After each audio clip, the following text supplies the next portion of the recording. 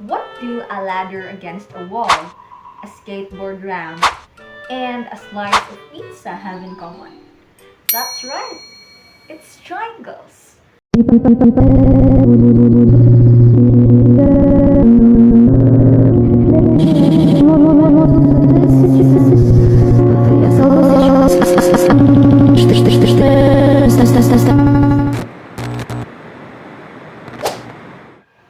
Hi there, it's me, Ali, and for today's episode, we are going to talk about trigonometry.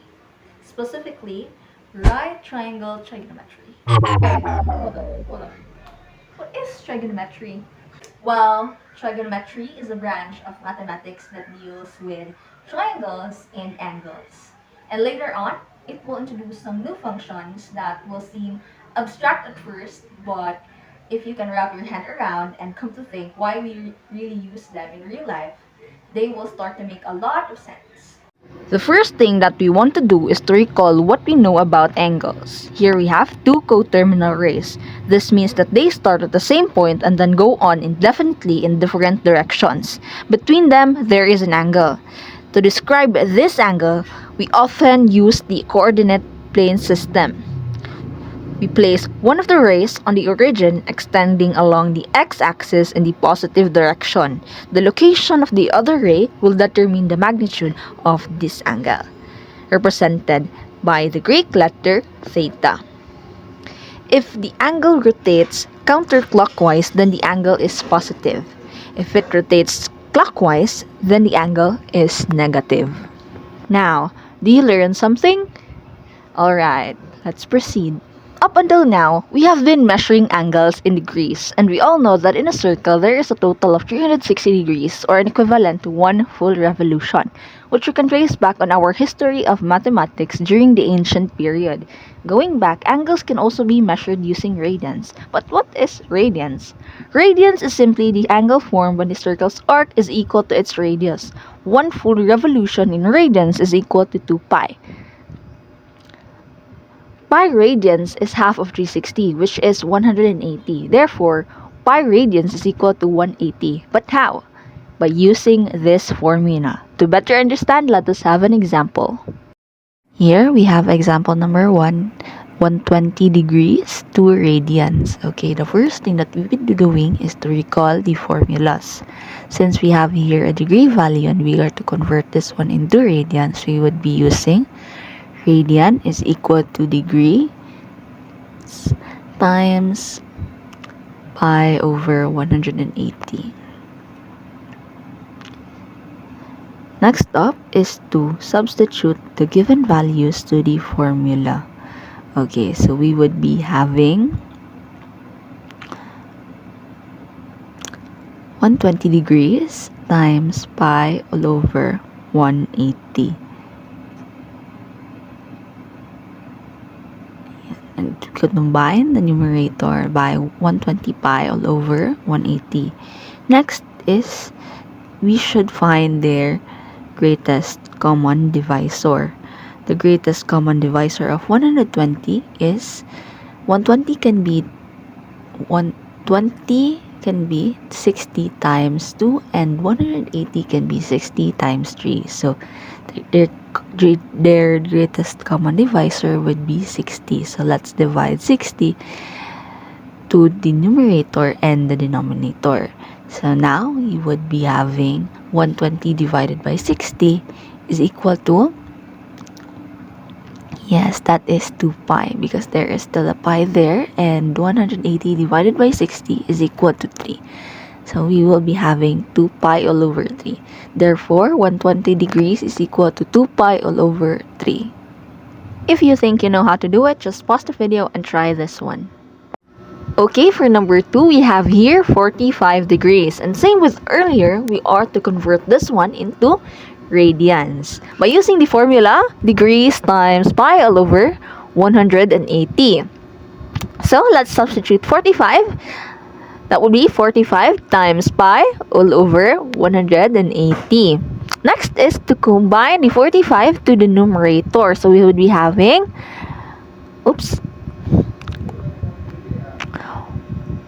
45 pi all over 180. Next is to find their greatest common divisor by finding their common factors. Okay, so 45 can be 45 times 1. And with 180, we can have this also 45 times how much? It's 4. Very good. Okay.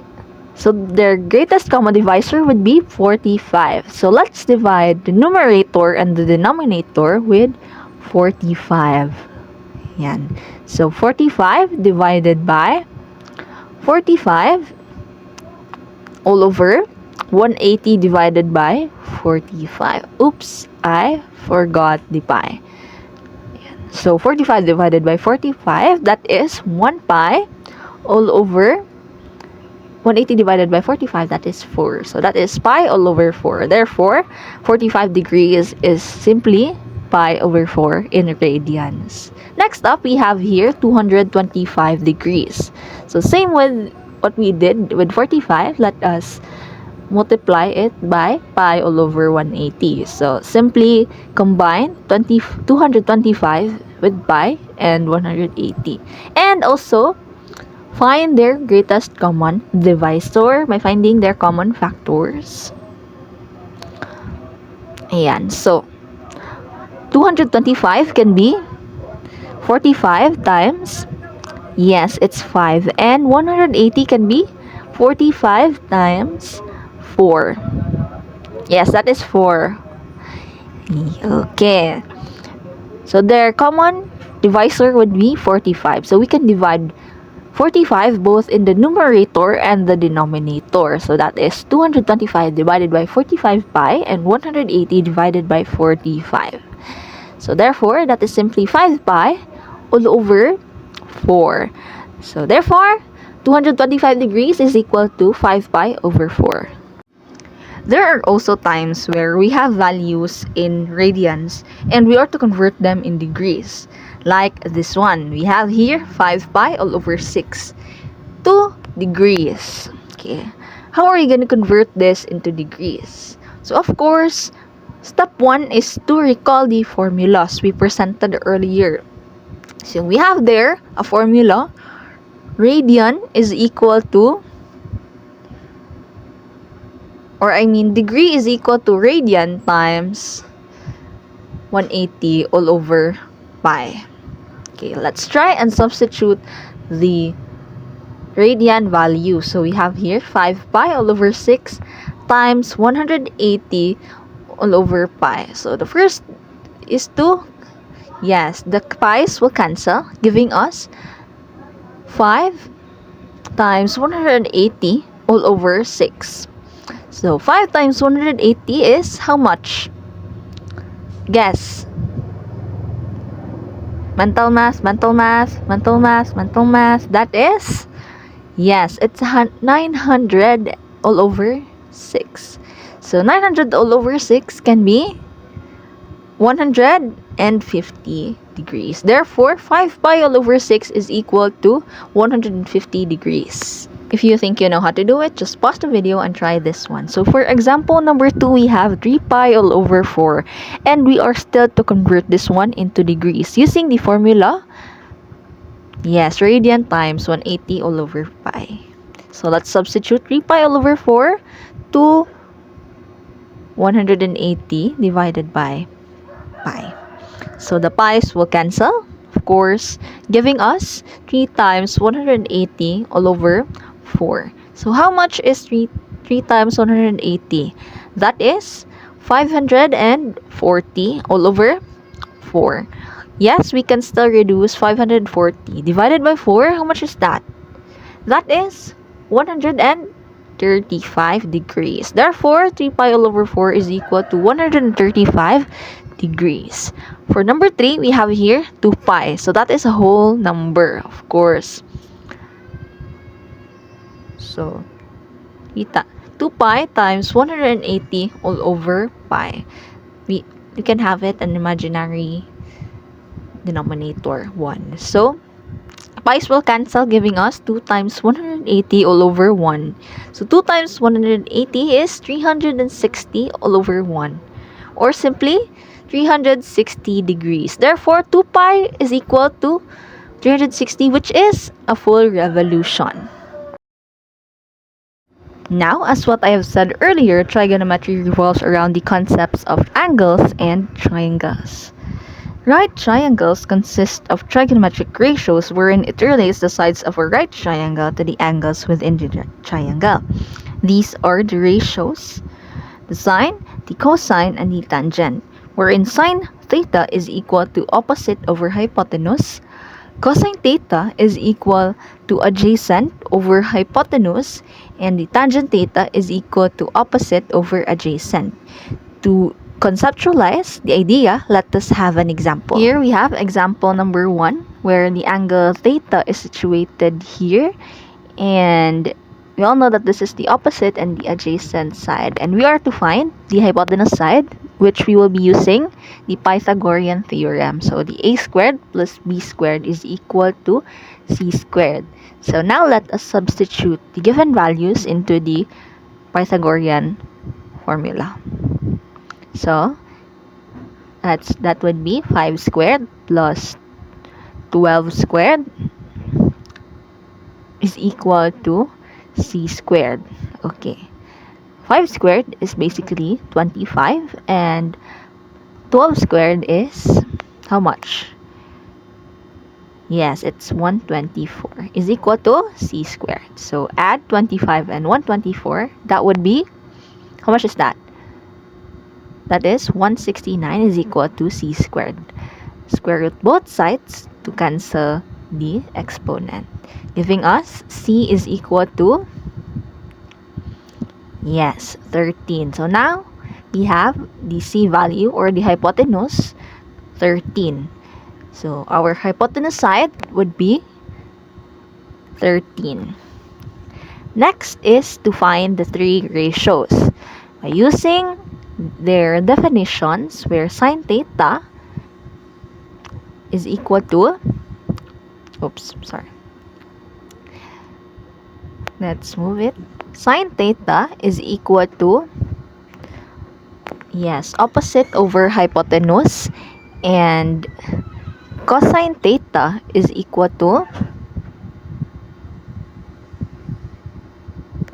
adjacent over hypotenuse, while tangent theta is equal to, yes, opposite over adjacent. Okay, to find their values, sine theta would be the opposite side. Okay, in a triangle, the opposite side is 5, and the hypotenuse side is 13. So that would be 5 over 13.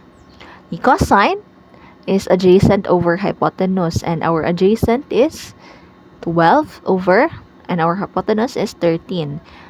Tangent theta is equal to opposite over adjacent. Our opposite is 5, and our adjacent is 12, giving us the three values of our trigonometric ratios, where sine, cosine, and tangent theta. If you think you know how to do it, just pause the video and try this one. Here we have two triangles. Okay, for number 2, we have here a triangle where the angle theta is situated in here, and that the opposite of the theta would be 36, and the adjacent is 27. And we are to find the missing side, which is the hypotenuse side, or the c. So let us use, to find the c, or the hypotenuse, let us use the Pythagorean theorem: a squared plus b squared is equal to c squared. Now let us substitute the given values to the Pythagorean theorem. So 36 squared plus 27 squared is equal to c squared. 36 squared is simply multiplying 36 to itself. So 36 times 36 would be equal to,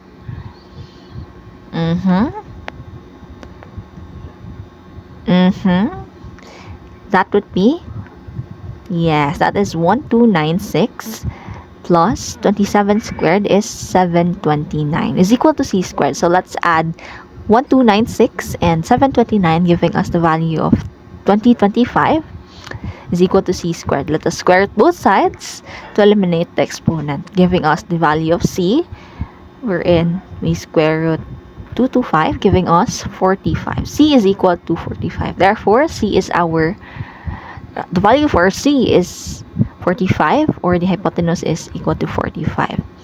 So as we all know, sine theta is over opposite over hypotenuse.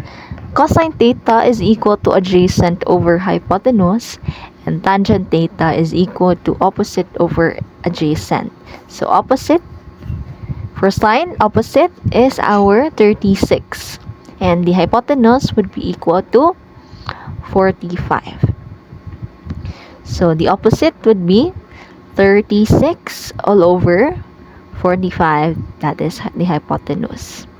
For cosine, adjacent over hypotenuse. So the adjacent is 27 and the hypotenuse is 45. For tangent theta, we have opposite over adjacent. So 36 over 27. Okay, those are the three trigonometric ratios. For number 3, we have here the theta is situated in here, and the opposite would be 3 and the adjacent is 5. And we are to find its hypotenuse, or the c. So to find, let us use the Pythagorean theorem. A squared plus b squared is equal to c squared. So substitute the given values. 3 squared plus 5 squared is equal to c squared. So 3 squared is 9 and 5 squared is 25 is equal to c squared. So add, giving us 34 is equal to c squared. Let us square root both sides to eliminate the exponents. So giving us c is equal to square root of 34. To find sine, based from the definition of sine, opposite over hypotenuse.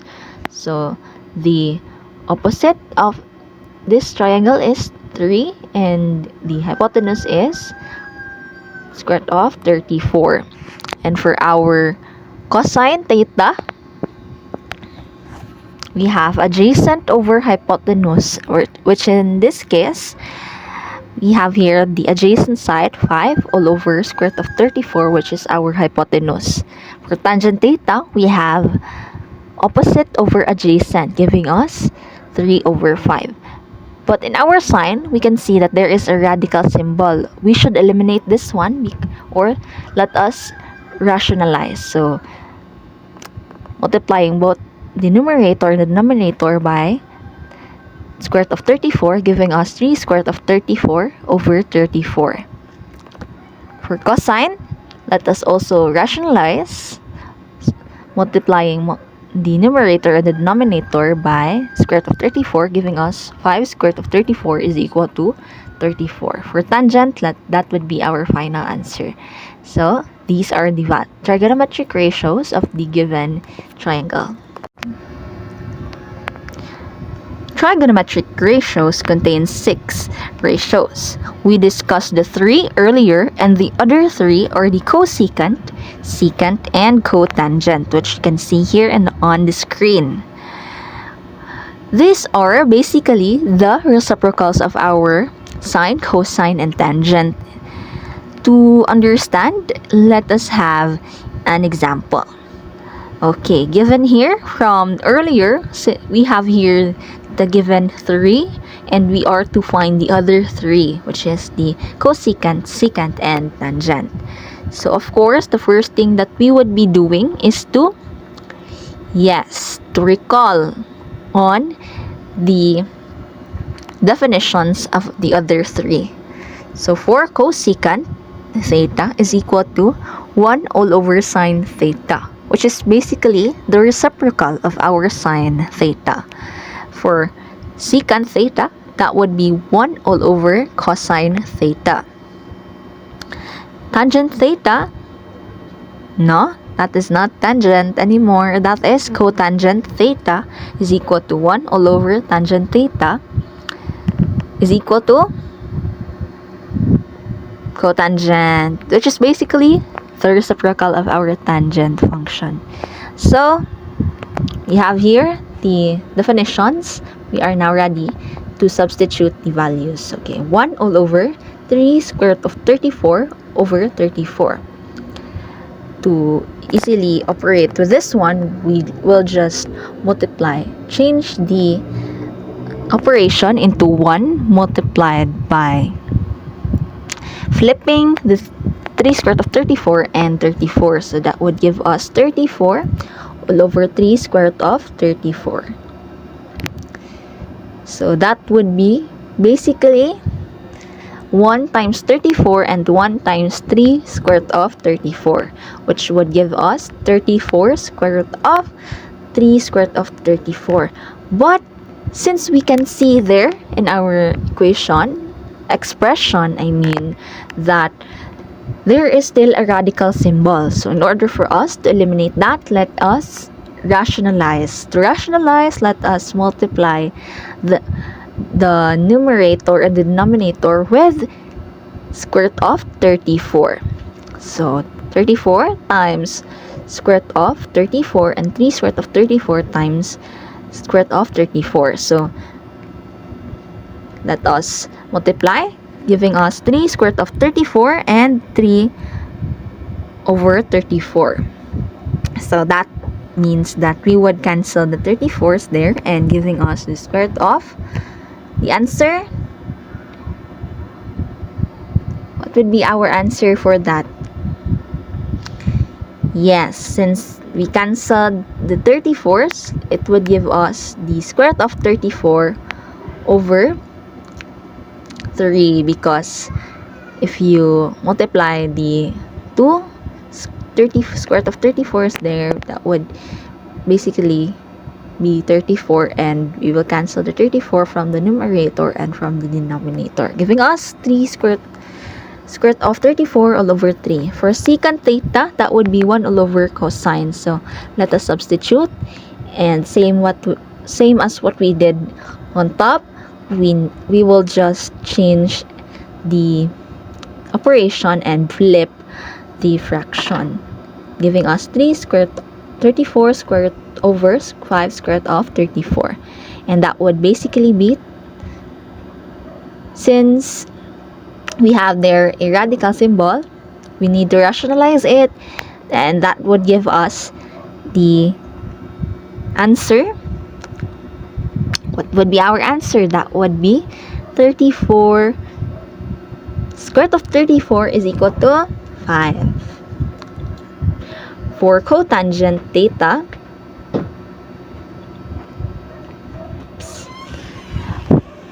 you will be having 1 all over tangent theta. So let's just substitute everything and flip the fraction, and this would give us 5 all over 3, and that's the other 3. If you think you know how to do it now, just pause the video and just try to answer this one. Okay, so we have here a triangle where the angle is situated in here, and we all know that the missing side is its opposite. So in order to find the opposite side, let us substitute everything to the Pythagorean theorem, giving us 4 squared plus b squared is equal to 9 squared. So 4 squared is equals to 16, and plus b squared is equal to square root of 9 is basically 81. So in order for us to operate with this one, let us subtract both sides with 16. So let us have minus 16. Let us subtract both sides by 16, giving us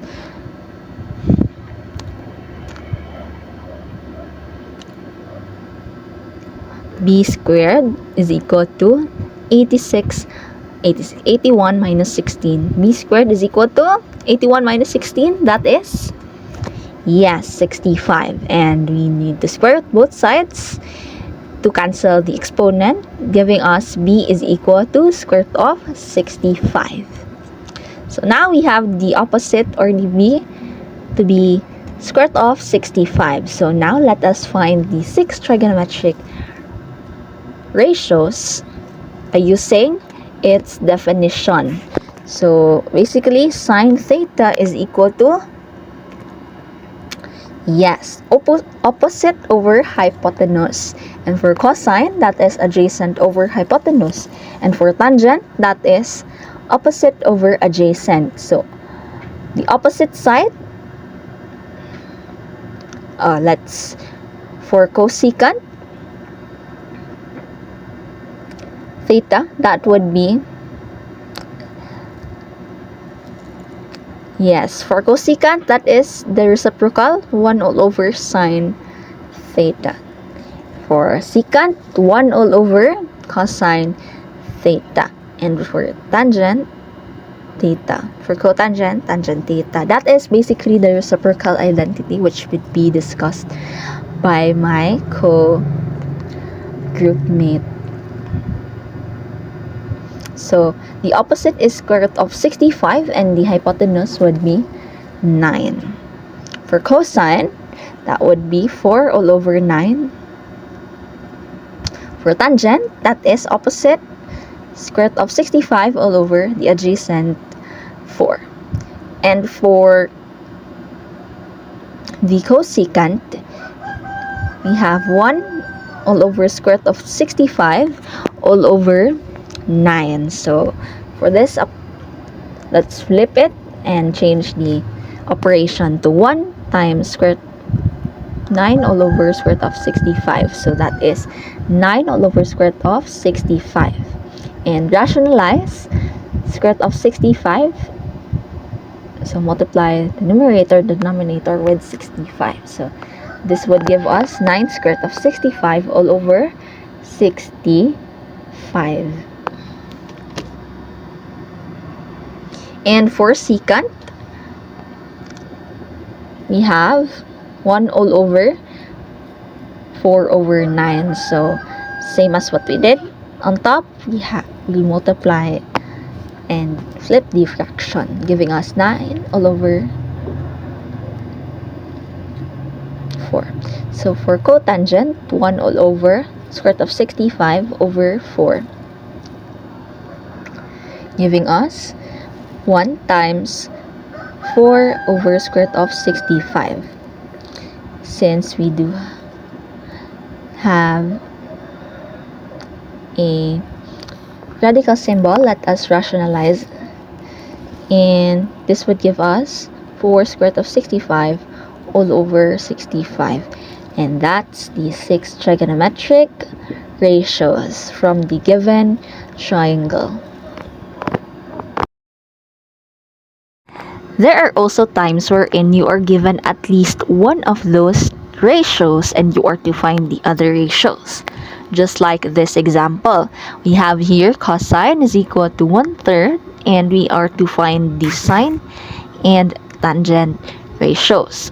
So we all know that cosine theta is equal to, yes, that is adjacent over hypotenuse. And we will now know that the adjacent side is equal to 1 and our hypotenuse would be 3. To better understand and to solve this problem, we need to illustrate it first. So we assume that this is a right triangle, and assuming that the placement of the theta is there, so the adjacent side would be 1 and our hypotenuse side would be 3, and the missing side now would be our opposite side. To solve for the opposite side, we need to recall the Pythagorean theorem. So that is a squared plus b squared is equal to c squared. And let us substitute the given values. 1 squared, and the opposite would stand there as c, or b, is equal to 3 squared. So 1 squared is 1, b squared is equal to 3 squared is equal to 9. So let us subtract both sides by 1, giving us the value of b squared is equal to 9 minus 8, and b squared now would be equal to, yes, 8. And square root both sides to eliminate the exponent, which gives us b is equal to square root of 8. And b now, or our opposite, is square root of 8. So now let's find the sine and tangent functions or ratios. So sine theta is equal to opposite over hypotenuse, and our tangent theta is equal to opposite over adjacent. So let us substitute the values.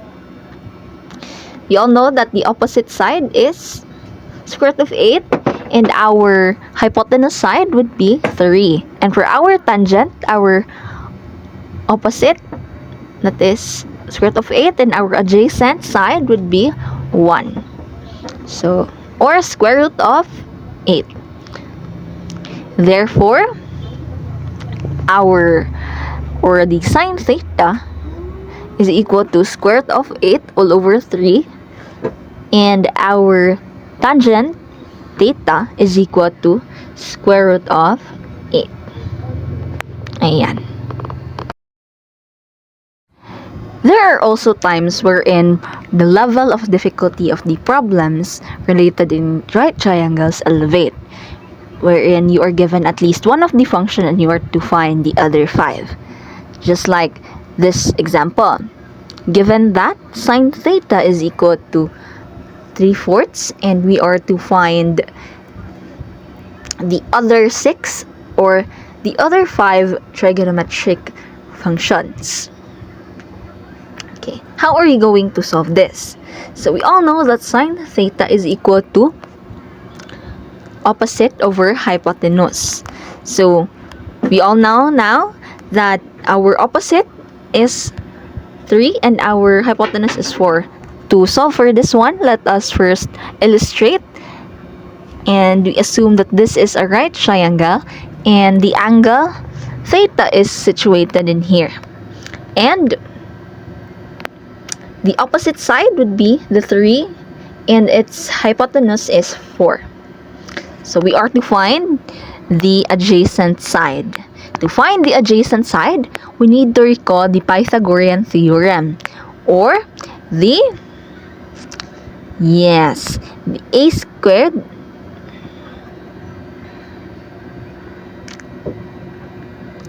plus b squared is equal to c squared. So let us substitute the given values now. 3 squared plus, assuming that the adjacent would be our b, and c is equal to 4. So 9, that would be 9 squared. 3 squared is 9 and 4 squared is 16. So subtract both sides by 9, giving us b squared is equal to 16 minus 9. B squared is equal to 7, and square root both sides to eliminate the exponent, giving us that b is equal to square root of 7. So our adjacent side would be square root of 7. Now that we have the adjacent side and the sides are complete, let us now find the other 5. So given that sine theta is equal to 3 square root of 4, our cosine theta would be, we all know that cosine theta is equal to adjacent over hypotenuse, or adjacent is square root of 7 over 4. Tangent theta is equal to opposite over adjacent. So its opposite is 3 and our adjacent is square root of 7. Since it has a radical symbol in the denominator, let us rationalize it, giving us the value of 3 square root of 7 all over 7. For cosecant theta, we have 1 all over sine theta, or let's just flip it, and we will have having 4 all over 3. For secant theta, that is the reciprocal of the cosine theta. So we can flip that one to so that we can have 4 square root of 7. So rationalize, giving us 4 square root of 7 all over 7. So for that, we need to also find the cotangent theta. So cotangent is just the reciprocal of tangent. So giving us 7 all over square root of 3 square root of 7. This would give us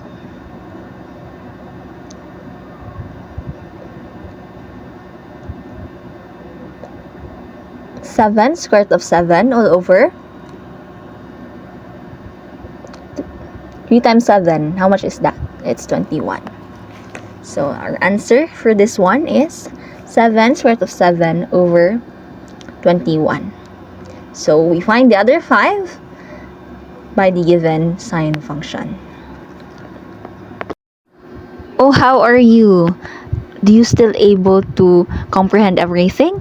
I do believe you can. If you believe that you can pause the video and try answering this one. Okay, we have here example number 1. Cosine is equal to 3 all over square root of 20. And we are to find the other trigonometric functions. And by this given, no? And we all know that cosine is equal to adjacent over hypotenuse. And now, we do know that the adjacent is 3 and the hypotenuse is square root of 20. Okay, to better understand this, we need to illustrate it.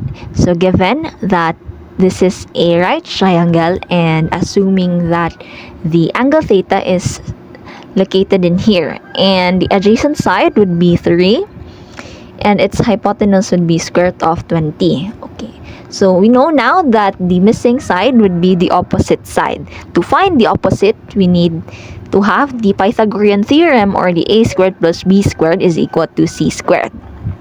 Let's assume that a squared would be our opposite side. So a squared plus 3 squared is equal to square root of 20 squared. So a squared plus 3 squared is 9, and cancel. The radical symbol would cancel, giving us 20. So a squared, subtracting both sides by 9, so that would be 20 minus 9, giving us a squared is equal to 11, and square both sides, giving us a is equal to square root of 11. Therefore, our opposite side would be square root of 11. Now that the sides are complete, we are going to have or to find now the other trigonometric functions. So for sine theta, we know that sine is opposite over hypotenuse. So the opposite would be square root of 11 and our hypotenuse is square root of 20. We can rewrite this expression as the square root of 11 over 20. And we can still reduce or rewrite 20 as, yes, that is 4 times 5. So by this, we can reduce the square root of 4. So giving us square root of 11, square root of 4 is 2, and the square root of 5 is square root of 5. But since there is still a radical symbol on our denominator, we need to rationalize by multiplying the numerator and the denominator by 5. So this would give us 11 times 5, giving us 55, and by this, the square root of 5 is square root of 5, that is square root of 25, and square root of 25 is simply 5. So 2 times 5, that would be square root of 5 all over 10. Square root of 55 over 10. And that would be our sine theta. For cosine theta, we have here 3 all over square root of 20. Since there is still a radical symbol on our denominator, we need to rationalize it by multiplying the numerator and the denominator by 20. This would give us 3 square root of 20 all over 20. For tangent is simply the opposite in the adjacent side. So for the opposite is square root of 11 over 3. For cosecant theta, that is basically the reciprocal of our sine. We can just flip the fraction of sine, so giving us 10 all over square root of 55.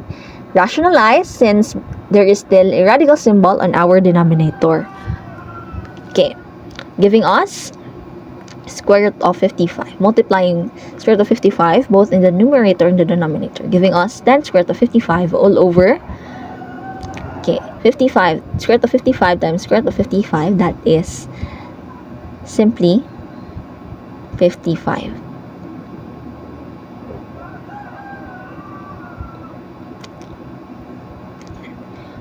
Can we still reduce this one?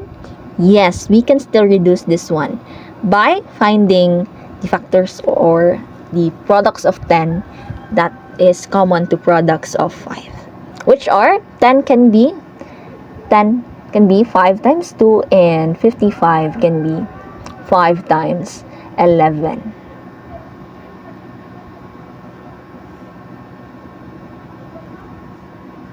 Or 11 times 5. So their common would be 5. So we would be dividing both the numerator and the denominator by 5.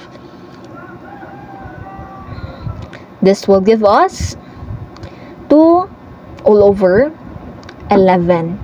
And copy the square root of 55 on the numerator. Therefore, our final answer would be 2 square root of 55 all over 11. Now, for secant theta, we all know that secant theta is basically the reciprocal of our cosine. So if we flip that cosine value, we will have 20 all over 3 square root of 20. Now, we can still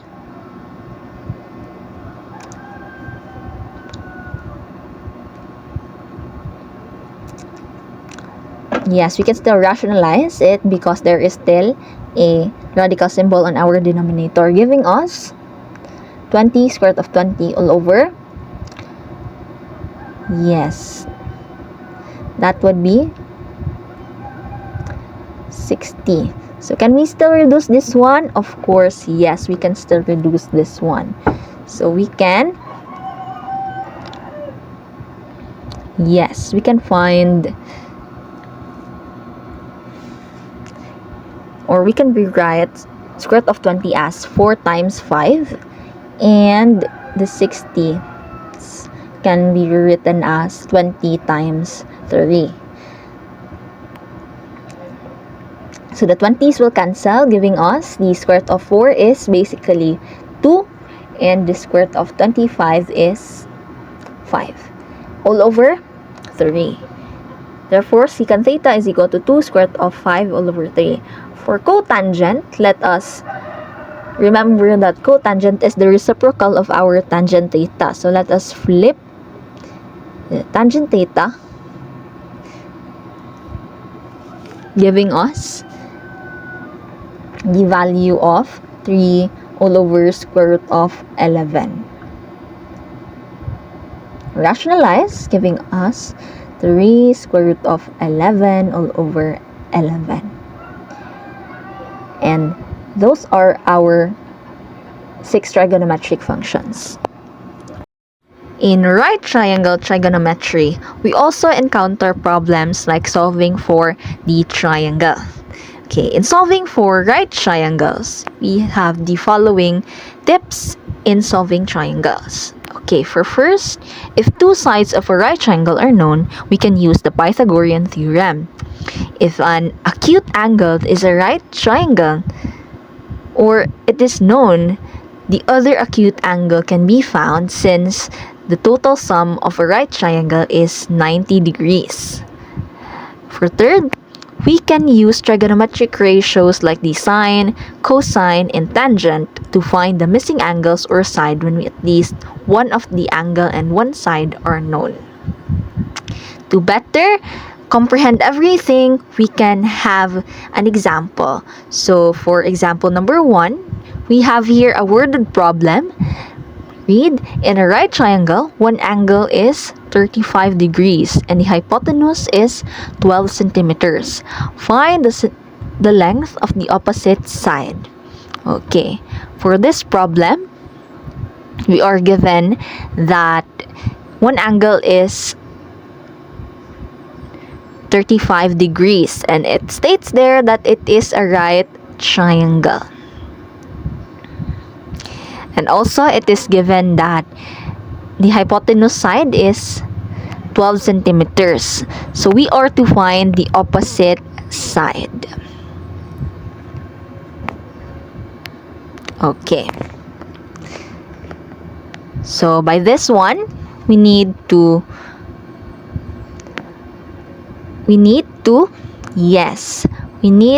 illustrate the problem. So, by illustration, this is a right triangle and it states there that one angle is 35 degrees.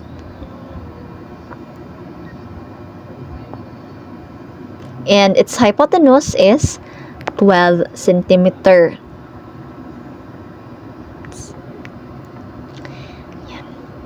And we are to find its opposite side. So, assume its opposite side. Okay. Now, let us represent the opposite side as x. Okay. Since we are given the opposite and the adjacent side and the hypotenuse side, what ratio or trigonometric function should we use? Okay. We are gonna use the what function? We have the angle, we have the hypotenuse, we have the opposite. Yes, that is the sine. Yes, sine theta is basically opposite over hypotenuse.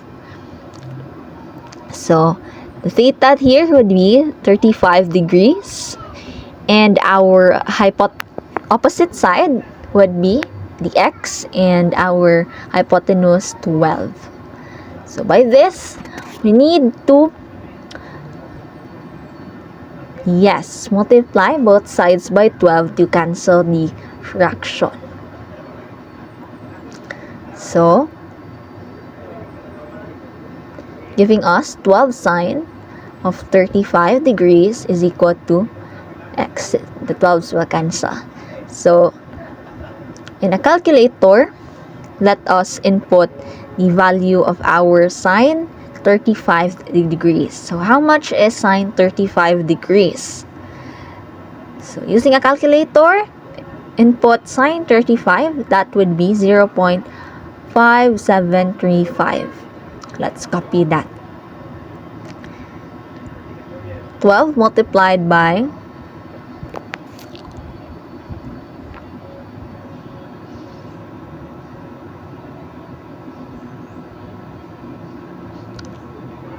So, given that sine 35 is approximately 0.5736. So, 0.5736 is equal to x. So, 12 times 0.5736 is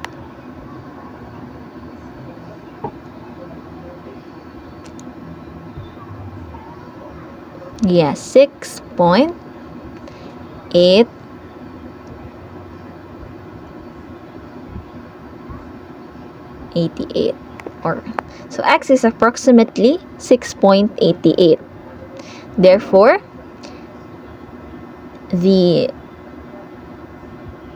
length of the opposite side is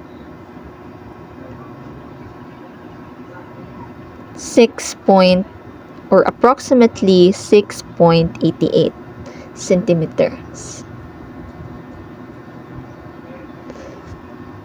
Ayan. Let us have another one. We have here a problem in a right triangle.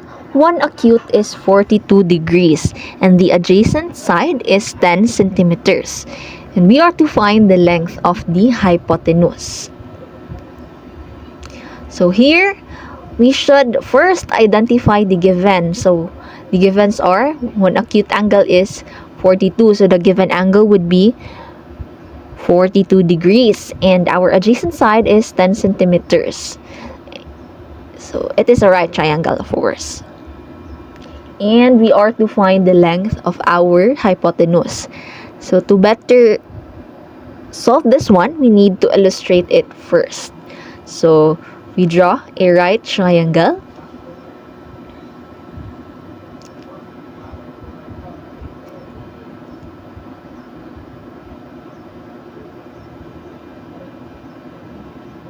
And assuming that would be 42 degrees and the adjacent side is 10 centimeters and the length of the hypotenuse is, let's represent that as h.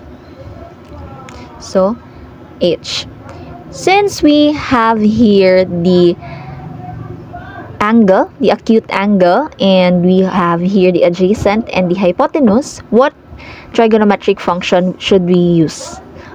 Okay, so we need to use the cosine, since cosine theta is basically the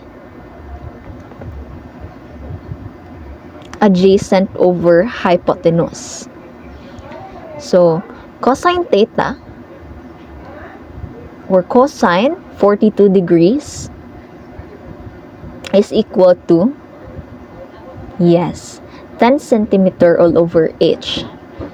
So to cancel the fraction or to avoid the fraction, we need to multiply both sides by h, giving us h cosine 42 is equal to 10. So for this, we need to divide also both sides by cosine 42. So cosine 42. So that the h on the other side would remain and 10 all over cosine 42. So in a calculator, we need to input cosine 42. So what is cosine 42? That would be 0.74314,482 and so on.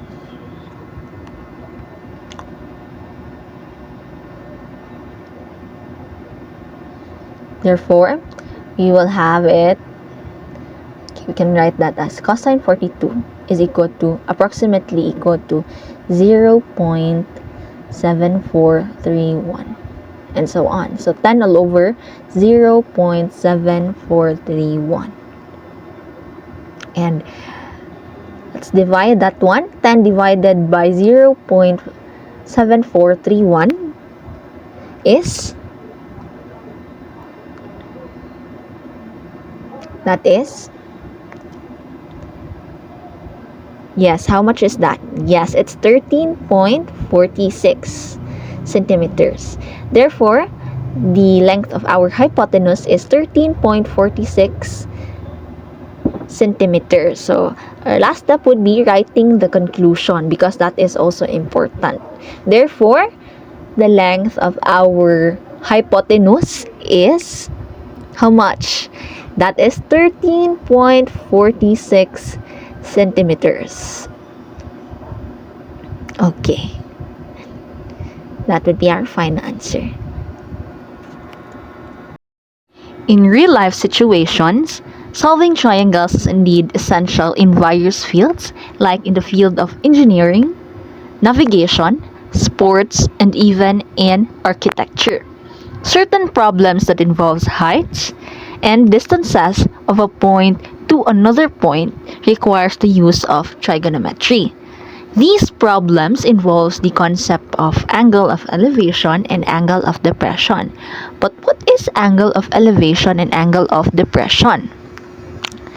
Basically, angle of elevation is defined as an angle formed by a horizontal line and the line of sight to an object that is above the horizontal line.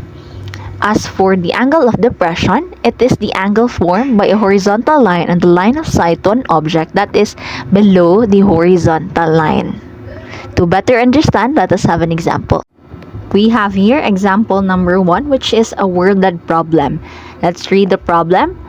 From the top of a building 125 feet tall, the angle of depression of an intersection is 34 degrees. How far from the base of the building is the intersection?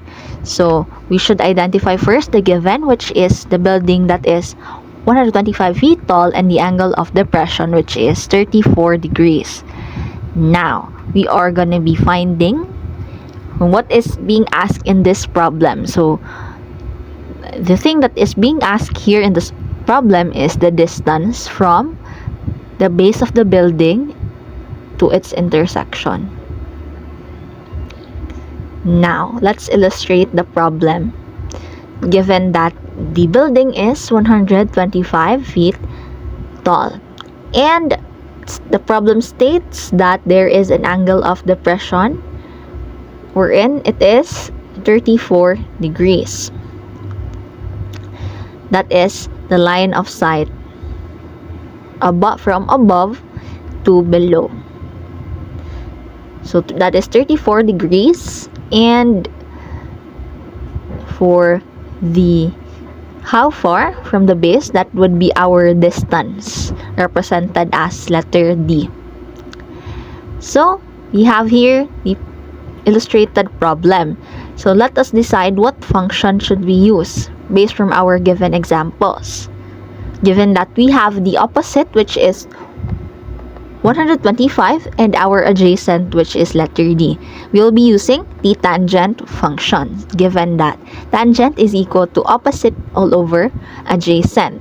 So let us substitute the following values to the definition of tangent. So tangent, where theta is equal to 34 degrees. So by this one, let's substitute 34 degrees is equal to the opposite, which is 125 degrees, and our adjacent, which is represented as letter D. So let's multiply both sides by letter D to cancel the diffraction, giving us the D tan 34 is equal to 125. Let us divide both sides by tangent 34, so that D would remain in that side. So D is equal to 125 divided by 34. Tan 34 degrees is approximately how much? Using a calculator, type tan 34 and you'll know how much the value of tan. So with the help of calculator, we have here tan 34 is equal to 0.674508 and so on. So let's substitute 125 all over the value of tan 34. So 125 all over 0.6745. Then therefore D would be, in a calculator, how much is that? That is basically, yes, 185.32, and our unit there would be feet. So the distance would be 185.32 feet. Let's write a conclusion. Therefore, the distance D, represented as letter D, would be equal to 185.32 feet.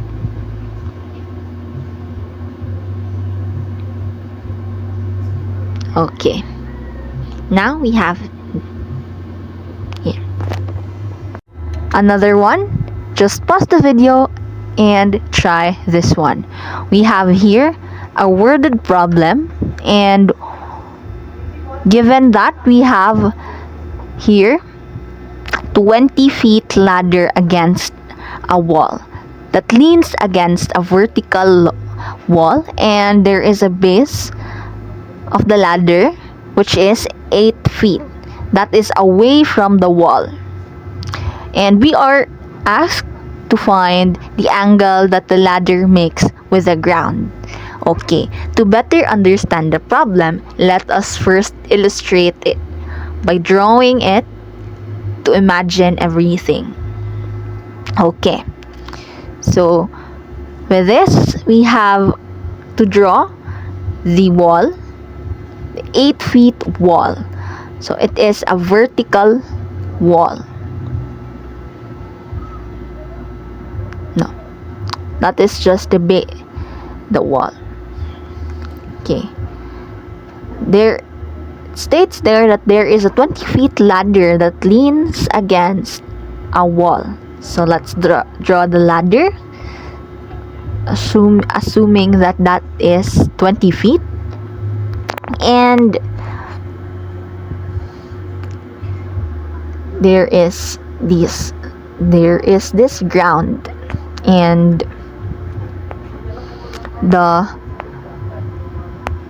distance from the wall to the ladder is 8 feet, and the ladder is 20 feet, and there is an angle formed, and we are to find that angle. So to find that angle, we need to know, of course, what are our given ratios that are here in the problem. So we have here the adjacent and the hypotenuse side. So given that we have the adjacent and hypotenuse side, what trigonometric function should be used? Okay, guess what function? That would be the cosine function, given that cosine function is adjacent over hypotenuse. So let us substitute everything. But in this problem, we are to find the angle. So since we are to find the angle, we are gonna be using tan inverse. So that would be theta is equal to cosine inverse, or arc cosine, times the adjacent over the hypotenuse value. So theta is equal to arc cosine times the adjacent 8 all over 20. So by this, we need to input everything in a calculator. So let us put it in our calculator and within the degree mode. So that would be 66.42 degrees. That's not degrees. Oh, it's degrees because it's angle. So therefore, the angle theta would be equal to 66.42 degrees. Okay, so let us write a conclusion. Therefore, the angle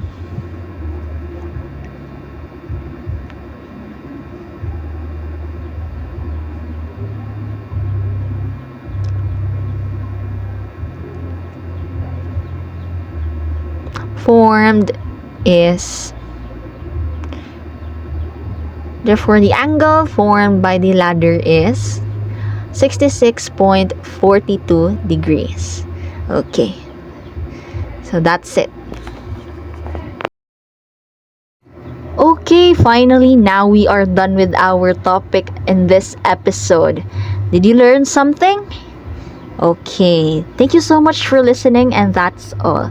Again, this is Aliyah Nicole Alanyana, and thank you so much for listening. Thanks again. Bye.